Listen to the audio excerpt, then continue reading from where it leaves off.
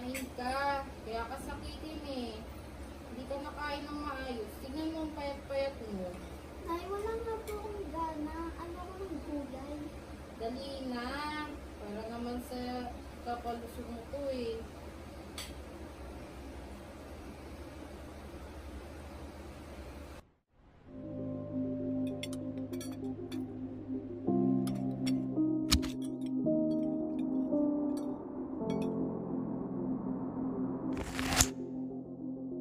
Ang krisis ng kahirapan ay isa sa mga usapin na matagal nang kinakaharap ng bansang Pilipinas.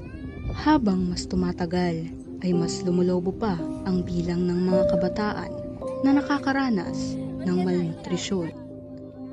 Dulot ng kakulangan sa masustansyang pagkain at sapat na kaalaman, marami sa kanila ang nananatiling salat sa sustansya hanggang sa kasalukuyan.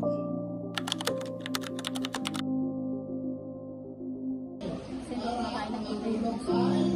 Meron silang favorite na pagkain. Hindi siya nasanay. Parang hindi ko alam kung nadidiriba siya. Pero kami naman siyempre bilang magulang, lalo namin na binabalance namin. Ano, pag gusto nila naman, kahaluan namin ng saging, magpuprutas sila, gano'n. Pero yung gulay, minsan lang siya.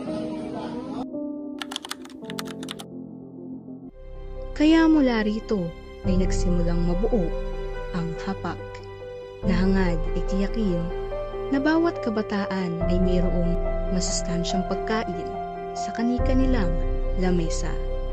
Na bawat isa sa kanila ay hindi lamang malusog, kundi busog din sa kaalaman.